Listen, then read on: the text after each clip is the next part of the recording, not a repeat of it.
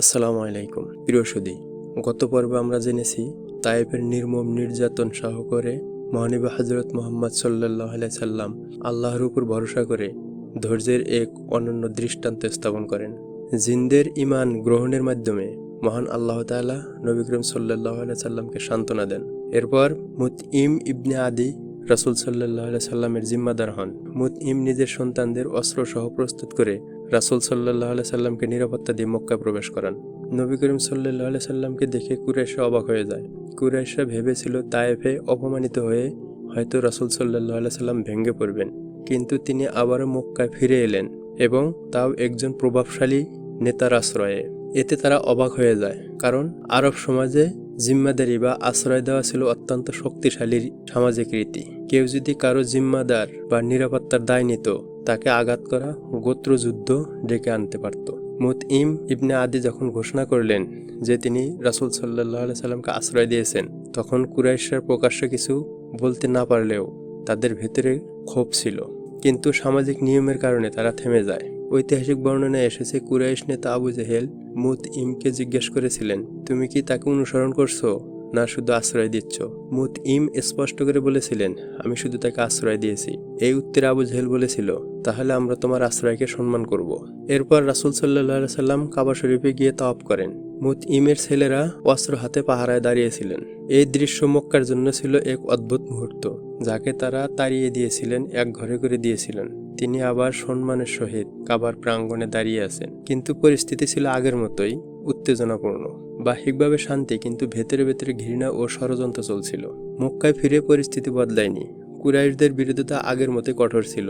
তবুও রাসূল সাল্লাল্লাহু আলাইহি সাল্লাম দাওয়াতের কাজ থামাননি, বরং আরও দৃঢ় সংকল্প নিয়ে তিনি বিভিন্ন গোত্র ও ব্যক্তির কাছে ইসলামের বাণী পৌঁছে দিতে থাকেন।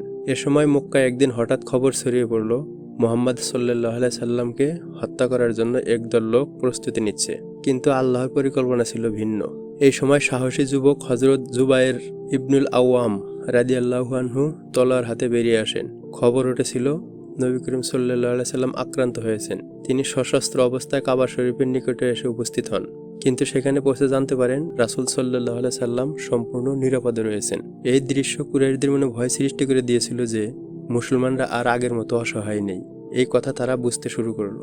হযরত খাদিজা রাদিয়াল্লাহু আনহার ইন্তেকালের পর নবী করিম সাল্লাল্লাহু আলাইহি সাল্লাম গভীর শোকাহত ছিলেন। এ সময় তিনি বিধবা সাহাবিয়া সাউদা বিনতে জামআ রাদিয়াল্লাহু আনহুকে বিবাহ করেন। সাউদা রাদিয়াল্লাহু আনহু প্রথম স্বামীর নাম ছিল শাকরান ইবনে আমর। তারা দুজনেই ইসলাম গ্রহণ করেছিলেন এবং একসাথে আবিসিনিয়ায় হিজরত করেন। পরে তার স্বামী ইন্তেকাল করলে তিনি অত্যন্ত অসহায় অবস্থায় হয়ে পড়েন। রাসূল সাল্লাল্লাহু আলাইহি সাল্লাম তাকে বিবাহের মাধ্যমে আশ্রয় দেন এবং তার সম্মান রক্ষা করেন।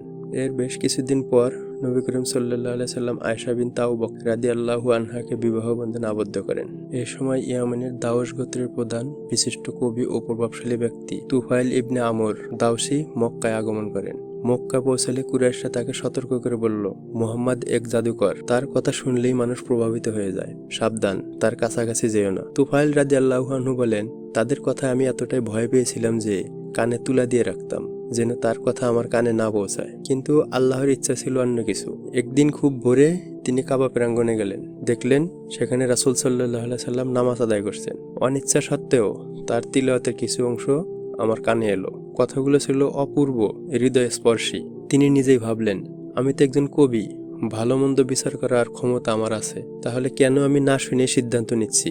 নামাজ শেষ হলে তিনি নবী করিম সাল্লাল্লাহু আলাইহি সাল্লামের কাছে গেলেন এবং কুরাইশদের বলা সব কথা খুলে বললেন। রাসূল সাল্লাল্লাহু আলাইহি সাল্লাম তাকে ইসলামের দাওয়াত দিলেন এবং কুরআনের কিছু আয়াত তেলাওয়াত করে শোনালেন। তুফাইল রাদিয়াল্লাহু আনহু বলেন, সেই মুহূর্তে আমার হৃদয় খুলে গেল। আমি সাথে সাথে ইসলাম গ্রহণ করলাম। হযরত তুফাইল ইবনে আমর দাউসি রাদিয়াল্লাহু আনহু ইসলাম গ্রহণের পর তিনি রাসূল সাল্লাল্লাহু আলাইহি সাল্লামের কাছে আরজ করলেন, ইয়া রাসূলুল্লাহ, আমার সমাজে আমি অত্যন্ত প্রভাবশালী, আমার কথা মানুষ গুরুত্ব দিয়ে শোনে। আপনার অনুমতি পেলে আমি আমার গোত্রে ফিরে গিয়ে ইসলামের দাওয়াত দিতে চাই। রাসূল সাল্লাল্লাহু আলাইহি সাল্লাম তার দিকে তাকিয়ে গভীর স্নেহভরা দৃষ্টিতে বললেন, হে আল্লাহ, দাওয়াস গোত্রকে হিদায়াত দান করুন। এ দোয়াই ছিল দাওয়াস গোত্রের ভাগ্য পরিবর্তনের সূচনা। তুফাইল রাদিয়াল্লাহু আনহু মক্কা ছেড়ে নিজ গোত্রে ফিরে যাওয়ার পর ইসলাম প্রচার শুরু করেন, কিন্তু কাজটা সহজ ছিল না। দাওয়াস গোত্র ছিল কুসংস্কারাচ্ছন্ন, মূর্তি পূজায় আসক্ত। তবুও তিনি ধৈর্য হারাননি প্রথমেই নিজ পরিবারকে ইসলামের আলোয় আলোকিত করেন। এরপর একে একে আত্মীয় প্রতিবেশী গোত্রপ্রধানদের কাছে দাওয়াত পৌঁছে দিতে থাকেন। এভাবে বছরের পর বছর চলতে থাকে এই নীরব সংগ্রাম। অবশেষে আল্লাহর ইচ্ছায় হিজরতের কয়েক বছর অতিবাহিত হলে খাইবার যুদ্ধের পর তোফাইল রাদিয়াল্লাহু আনহু প্রায় 70টি মুসলিম পরিবার নিয়ে মদিনায় রাসূল সাল্লাল্লাহু আলাইহি সাল্লামের সাক্ষাতের জন্য হাজির হন। যখন এই কাফেলা মদিনায় প্রবেশ করলো, রাসূল সাল্লাল্লাহু আলাইহি সাল্লাম তাদের দেখে আনন্দে অভিভূত হয়ে উঠলেন। আর এই কাফেলার মধ্যে ছিলেন এমন এক ব্যক্তি যিনি পরবর্তীতে ইসলামের ইতিহাসে সবচেয়ে বেশি হাদিস বর্ণনাকারী হিসেবে পরিচিত হন। তিনি হলেন হযরত আবু হুরায়রা রাদিয়াল্লাহু আনহু, যিনি একজন সাধারণ রাখাল থেকে উম্মতের অন্যতম শ্রেষ্ঠ আলেমে পরিণত হওয়ার এই যাত্রা সব কিছুর পেছনে ছিল তোফাইল রাদিয়াল্লাহু আনহু এর দাওয়াতি মেহনত। এই সময়ে আরবের মরুভূমিতে সত্যের খোঁজে অস্থির ছিলেন এক অকুতোভয় মানুষ, হযরত আবু যর গিফারি রাদিয়াল্লাহু আনহু। তিনি ছিলেন গিফার গোত্রের সন্তান, যে গোত্র পথচারীদের লুটপাটের জন্য হয়ে উঠেছিল কুখ্যাত। অথচ এই মানুষটির অন্তর ছিল মিথ্যা ও জুলুম থেকে মুক্ত। যখন রাসূল সাল্লাল্লাহু আলাইহি সাল্লাম এর কথা মক্কার চারিদিকে ছড়িয়ে পড়ল, তখন আবু যর রাদিয়াল্লাহু আনহু তার ভাইকে পাঠালেন নবী করিম সাল্লাল্লাহু আলাইহি সাল্লাম এর কথার সত্যতা যাচাই করার জন্য। আবু যর রাদিয়াল্লাহু আনহু এর ভাই মক্কায় এসে রাসূল সাল্লাল্লাহু আলাইহি সাল্লাম এর সম্পর্কে খোঁজ খবর নিয়ে ফিরে গেলেন এবং আবু যর রাদিয়াল্লাহু আনহুকে বললেন, আমি এমন এক ব্যক্তিকে দেখেছি যিনি কবি নন, জাদুকর নন। তিনি মানুষকে ন্যায় ও উত্তম চরিত্রের দিকে ডাকেন। কিন্তু আবু যর রাদিয়াল্লাহু আনহু ভাইয়ের কথায় আশ্বস্ত হলেন না। তিনি নিজেই মক্কায় চলে এলেন।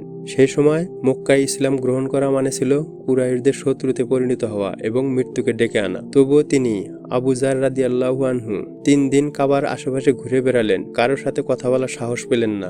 অবশেষে আল্লাহর পরিকল্পনায় তার সাক্ষাৎ হলো হযরত আলী রাদিয়াল্লাহু আনহু এর সাথে। হযরত আলী রাদিয়াল্লাহু আনহু তাকে নিজের ঘরে আশ্রয় দিলেন এবং পরদিন গোপনে রাসূল সাল্লাল্লাহু আলাইহি সাল্লামের কাছে নিয়ে গেলেন। রাসূল সাল্লাল্লাহু আলাইহি সাল্লাম আবু যর গিফারি রাদিয়াল্লাহু আনহুকে কুরআনের কিছু আয়াত তিলাওয়াত করে শোনালেন এবং এই কিছু আয়াত শুনে আবু যর রাদিয়াল্লাহু আনহু এর অন্তর ইসলামের জন্য প্রস্তুত হয়ে গিয়েছিল। তিনি বলেন, আমি সাক্ষ্য দিচ্ছি আপনি আল্লাহর রাসূল। রাসূল সাল্লাল্লাহু আলাইহি সাল্লাম তাকে সাবধান করে বললেন, এখন গোপনে থাকো, নিজ গোত্রে ফিরে যাও। কিন্তু আবু যর রাদিয়াল্লাহু আনহু ছিলেন অত্যন্ত সাহসী। তিনি সোজা কাবা চত্বরে গিয়ে ঘোষণা করলেন, আল্লাহ ছাড়া কোনো উপাস্য নাই, মুহাম্মদ সাল্লাল্লাহু আলাইহি সাল্লাম আল্লাহর রাসূল। এ কথা শুনেই কুরাইশরা ঝাঁপিয়ে পড়ল আবু যর গিফারি রাদিয়াল্লাহু আনহু এর উপরে, নির্মমভাবে মারধর করে তাকে রক্তাক্ত করে ফেলল। ঠিক এই সময় রাসূল সাল্লাল্লাহু আলাইহি সাল্লামের চাচা আব্বাস রাদিয়াল্লাহু আনহু এসে বললেন, তোমরা কি জানো এই গিফার গোত্রের লোক, আর তোমাদের সিরিয়ায় বাণিজ্যের পথ তাদের এলাকার ভিতর দিয়ে যেতে হয়। এই কথায় কুরাইশরা থেমে গেল। পরবর্তীতে আবু যর রাদিয়াল্লাহু আনহু নিজ গোত্রে ফিরে গেলেন এবং নিজ গোত্রে লোকদেরকে ইসলামের দিকে দাওয়াত দিতে লাগলেন। গিফার গোত্রের একটি বড় অংশ ইসলামের আলো আলোকিত হয়ে ওঠে। এভাবে ইসলামের আলো তখন আর শুধু আরবের মধ্যে সীমাবদ্ধ রইল না। ওদিকে হাবশায় অবস্থানরত মুসলমানদের আচার ব্যবহার এবং রাসূল সাল্লাল্লাহু আলাইহি সাল্লাম সম্পর্কে কথাবার্তা শুনে হাবশা থেকে প্রায় 20 জন খ্রিস্টান প্রতিনিধি দল মক্কায় আসে। তারা যখন রাসূল সাল্লাল্লাহু আলাইহি সাল্লামের সাথে সাক্ষাৎ করেন এবং সাক্ষাৎ করে রাসূল সাল্লাল্লাহু আলাইহি সাল্লামের মুখে কোরআন তেলাওয়াত শুনে তারা তখন তাদের চোখের পানি ধরে রাখতে পারলেন না। তারা বললেন, এ তো সেই নূর যা ঈসা আলাইহিস সালাম নিয়ে এসেছিলেন। এবং সেখানে তারা রাসূল সাল্লাল্লাহু আলাইহি সাল্লামের কাছে ইসলাম গ্রহণ করেন। ফেরার পথে আবু জাহেল তাদেরকে বিভিন্নভাবে উত্তপ্ত করে বিচলিত করার চেষ্টা করলেও তারা ঈমান থেকে এক চুলো বিচ্যুত হয়নি। এই সময় আজওয়াদ গোত্রের একজন মন্ত্রশাস্ত্র জ্ঞানী প্রসিদ্ধ চিকিৎসক জামাত বিন সালাবা মক্কায় এসে শুনলেন মুহাম্মাদের ঘাড়ে ভয়ঙ্কর একটা ভূত চেপেছে। তিনি নবী করিম সাল্লাল্লাহু আলাইহি সাল্লামের কাছে এলেন এবং বললেন, আমি শুনতে পেরেছি আপনাকে ভয়ঙ্কর ভূতে পেয়েছে, আপনি সোজা হয়ে বসুন, আমি এখনই মন্ত্র পাঠ করে আপনার চিকিৎসা করব। রাসূল সাল্লাল্লাহু আলাইহি সাল্লাম তার কথা শুনে মনে মনে হাসলেন এবং বললেন, আগে আমার কথা শুনুন। এবং রাসূল সাল্লাল্লাহু আলাইহি সাল্লাম কুরআনের কিছু অংশ তিলাওয়াত করে শোনালেন। কুরআনের তিলাওয়াতকৃত শব্দগুলো যেন জামাদের হৃদয় বিদীর্ণ করে দিল। তিনি বললেন, আল্লাহর কসম, এ কোনো মানুষের কথা নয়। এবং সেখানে তিনি ইসলাম গ্রহণ করেন এবং সে নিজ গোত্রে ফিরে গিয়ে ইসলাম প্রচার শুরু করেন। ফলে জামাদের গোত্রেও বহু লোক ইসলাম ধর্ম গ্রহণ করেন। এ সময় মদিনায় আউস ও খাজরাজ দুটি গোত্র বছরের পর বছর রক্ত খায় যুদ্ধে লিপ্ত ছিল। আর এই যুদ্ধ বছরের পর বছর জিগিয়ে রেখেছিল ইহুদিরা। ইহুদিদের সুদ ব্যবসায় জীবন্ত রাখার জন্য এ দুটি সম্প্রদায়ের মধ্যে শত্রুতা দিয়ে রেখেছিল।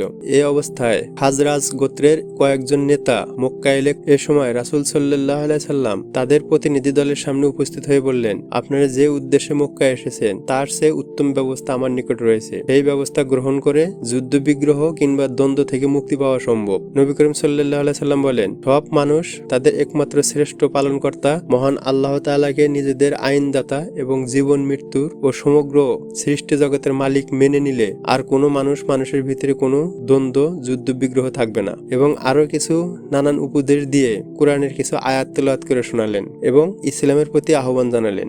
ডাক দিলেন এক আল্লাহর দিকে, ডাক দিলেন ভ্রাতৃত্বের দিকে, ডাক দিলেন শত্রুতার অবসানের দিকে। কোরআনের শব্দগুলো তাদের অন্তরে গেঁথে গেল। আর এখান থেকেই শুরু হলো ইসলামের নতুন অধ্যায়। প্রিয় সুধী, নবী করিম সাল্লাল্লাহু আলাইহি সাল্লাম এর জীবনের পরবর্তী পর্বটি পেতে আমাদের চ্যানেলটি সাবস্ক্রাইব করে পাশে থাকুন। আসসালামু আলাইকুম।